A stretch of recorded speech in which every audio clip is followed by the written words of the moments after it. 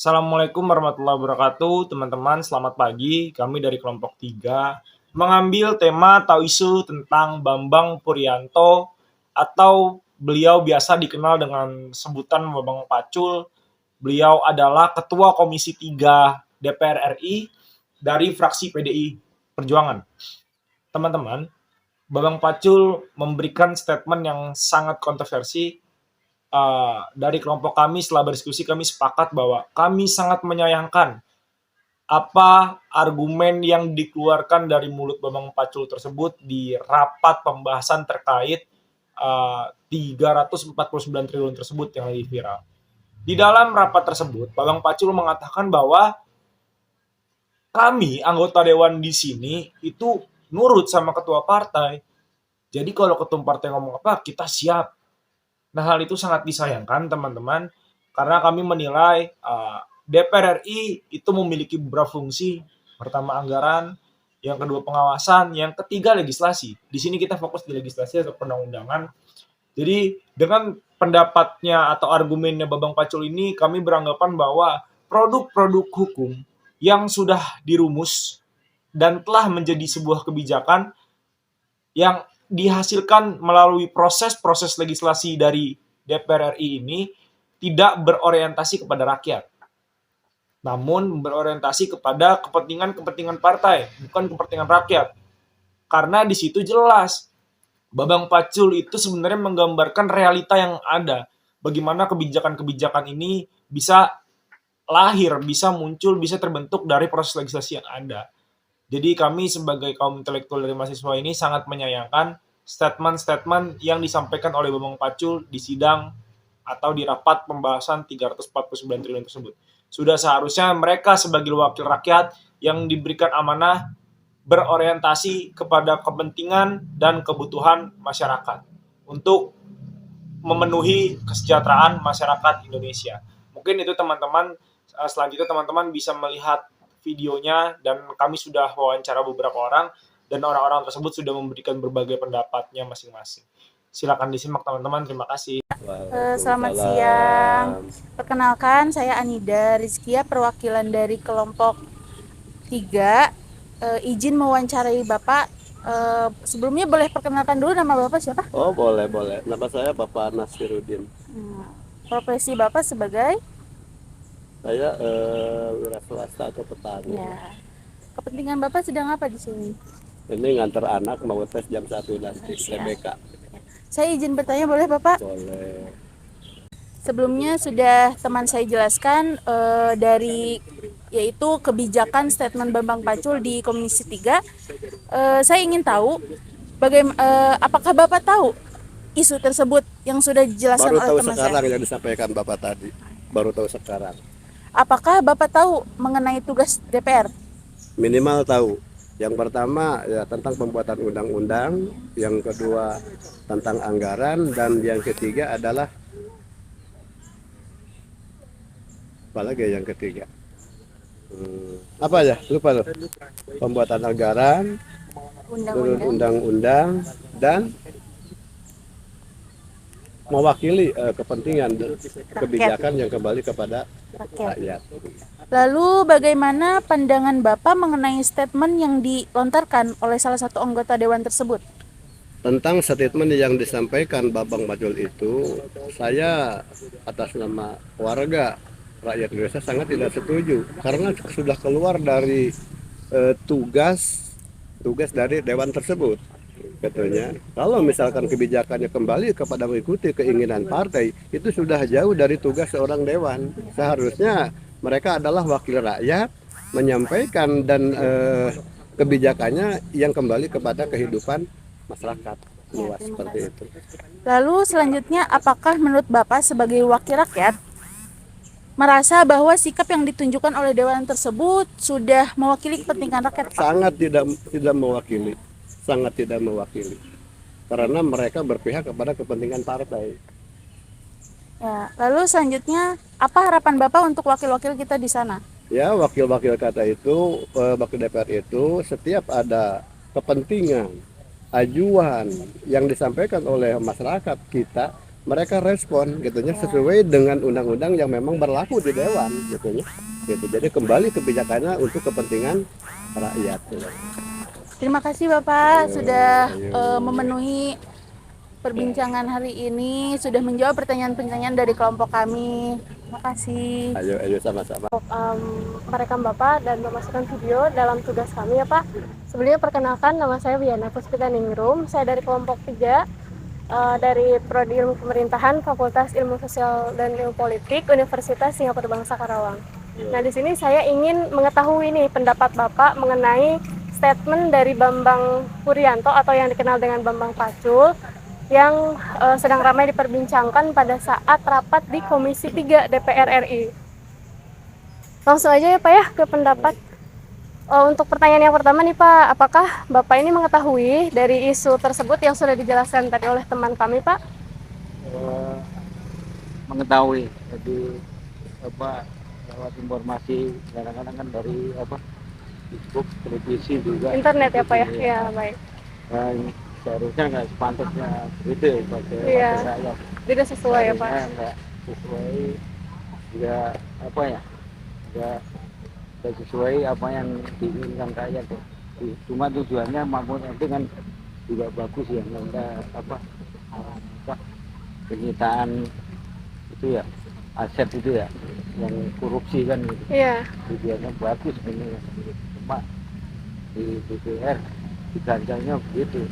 Jadi ya curiganya rakyat ya selama ini berarti begitu ya, kalau ada yang undang-undang yang penting itu harus restu dari ketua Ketua partainya. partai dulu. Saya sebenarnya nggak setuju karena mewakili rakyat, kehendak rakyat kan yang penting kan makmur apa kan gitu. Jadi kalau undang-undang bagus kan harusnya ya direstui ya, sebagai DPR kan memang tugasnya begitu Pak. Jadi itu. Baik. Sudah cukup Pak. Untuk pertanyaan yang kedua nih Pak, apakah Bapak tahu dari tugas DPR itu bagaimana Pak? Tugas DPR itu kan pemerintah itu kan ngasih itu ya undang-undang gitu loh. Iya.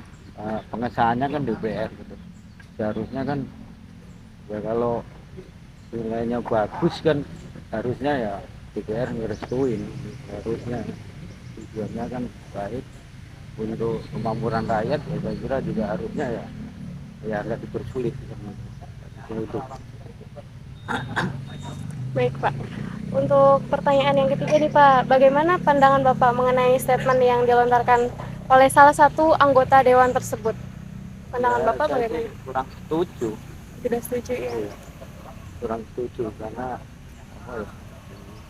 DPR kan harusnya ya, kalau bagus itu kan harusnya nggak ngikutin ketua partainya gitu. Jadi kalau ngikutin ketua partainya kan berarti makilin partainya doang, Tidak nggak makilin demokratis ya, rakyat. Untuk yang keempat, apakah menurut Bapak sebagai wakil rakyat merasa bahwa sikap yang ditunjukkan oleh dewan tersebut sudah mewakili kepentingan rakyat? Ya, saya kira ya kalau dilihat pembicaraannya ya nggak mewakili Tidak rakyat mewakili. itu. Ya. Seakan-akan ya makilin untuk kepentingan partainya sendiri. Baik. Kemudian yang terakhir nih Pak, harapan Bapak ke depannya untuk wakil rakyat kita di sana itu bagaimana Pak? Ya seharusnya sesuai fungsi dan tugasnya dewan itu kan ya. Jadi jangan sampai untuk sinergi antara pemerintah sama DPR itu harusnya kan sinergi. Jadi itu. Baik, sudah cukup Pak. Baik, terima kasih Bapak sudah bersedia untuk diwawancara oleh tim kami. Kami kelompok 3 mengucapkan terima kasih Pak. Ini siapa? Nama saya Komara De Chelsea, Oke. Status sebagai mahasiswa ya, mahasiswa ilmu pemerintahan. ilmu pemerintahan. Apakah Bapak kakak tahu mengenai kasus Bambang Pacul yang berstatement bahwa anggota-anggota dewan di DPR itu bersikap sesuai dengan utusan ketua partainya? sangat tahu karena memang itu terdapat beberapa artikel pun di media massa yang lainnya. Setahu saya kakak juga berproses di Badan Legislatif Mahasiswa yang orientasinya ada di jalur legislatif. Kakak tahu nggak sih tugas-tugas dari Badan Legislatif itu apa aja? Sebenarnya kalau memang tugas dari legislatif secara pemerintahan ya, sama halnya ketika kita di kampus. Ada memang legislasi yang membuat perancangan undang-undang, anggaran yang memang mengawasi tentang pendanaan di negara, dan pengawasan yang memang mengawasi semua koridor di eksekutifnya. Oke. Terus menurut Bapak sebagai sebagai rakyat Indonesia melihat wakil kita di atas seperti sana, gimana pendapat Pak? Kalau memang tidak pendapat, ketika saya memang tidak membenarkan dan tidak juga memang di situ bagus. Ada baik ada buruk. Yang baiknya memang masyarakat tidak tahu nih, ternyata yang diwakilkan itu bukan suara rakyat, tapi memang dari partai-partai. Betul. Tapi buruknya pun ketika memang DPR ini kan perwakilan rakyat dan trust dari rakyat ke para pejabat yang di sana itu berkurang lah, karena sudah tahu oh ternyata yang diwakilkan itu dari suara partai, yang mengajukan order untuk pasal per pasal ternyata di suara partai. Jadi harapan terakhir buat anggota-anggota dewan kita di atas sana seperti apa biar jadi legislatif yang baik mewakili kepentingan rakyat? Sebenarnya satu sih harapan saya, cukup jadi orang jujur aja. Betul. Makasih ya. Selamat siang Pak. Perkenalkan nama saya Aditya. Dengan Bapak siapa Pak? Aang. Bapak di sini kebetulan lagi ada kegiatan apa Pak? Lagi nunggu anak ujian. Oh, lagi nunggu anak ujian. Mohon maaf Pak, sebelumnya Bapak berprofesi apa, menjadi apa? Kalau saya wira swasta ya. Wira swasta, pengusaha ya Pak ya? Ya pedagang lah. Pedagang ya Pak. Oke Pak, jadi kami ada tugas kelompok Pak mengenai statement dari Bambang Pacul di sidang Komisi 3 yang mengatakan bahwa anggota-anggota dewan di sini itu tergantung utusan ketum partai. Jadi kelompok kami itu nggak sepakat Pak dengan adanya statement seperti itu, karena mereka sebagai wakil rakyat seharusnya berorientasi kepada kepentingan rakyat di dalam melakukan perumusan perundang-undangan. Nah, jadi saya ingin bertanya ya Pak, yang pertama, apakah Bapak mengetahui isu tersebut? Tahu. Oke. Yang kedua, apakah Bapak mengetahui tugas dari DPR? Kalau tahu, menurut Bapak tugas DPR itu apa sih Pak? Tugas dari DPR itu mewakili aspirasi rakyat yang paling tidak yang memilihnya dalam hal unsur kenegaraan di bidang legislatif. Jadi mencakup pembuatan aturan, mengawasi jalannya pemerintahan, controlling, dan juga memberikan feedback kepada pemerintahan untuk menjalankan sesuai dengan aspirasi masyarakat yang diperlukan saat itu. Menurut saya sih itu. Bapak, apa yang dilakukan Bambang Pacul itu sudah berorientasi kepada kepentingan rakyat dengan statement tersebut? Menurut saya itu kurang tepat ya. Mungkin pada saat itu Bambang Pur itu dilematis antara mewakili suara sebagai Komisi 3, mewakili Komisi 3 DPR, atau mewakili wakil dari partainya sendiri, atau mewakili rakyat yang memberikan amanah ke dia. Saya sendiri kurang tahu beliau itu dipilih berdasarkan suara pemilihan langsung atau secara mewakili partai sesuai dengan nomor urutan. Itu dari sistem pemilihan apa namanya anggota DPR kan ada beberapa kriteria ya. Jadi saya rasa dia dalam posisi dilematis dalam hal pernyataan itu ya. Nah, jadi Bapak sebagai rakyat yang notabene rakyat Indonesia yang sangat berharap kepada anggota-anggota DPR yang menjadi wakil kita di sana, tentu rakyat memiliki harapan yang sangat besar karena suara-suara kita sebagai rakyat itu ditampung oleh anggota-anggota dewan yang memperjuangkan di jalur legislatif. Nah, menurut Bapak bagaimana sih harapannya ke depannya untuk anggota-anggota dewan kita biar bisa mewakili suara kita, Pak?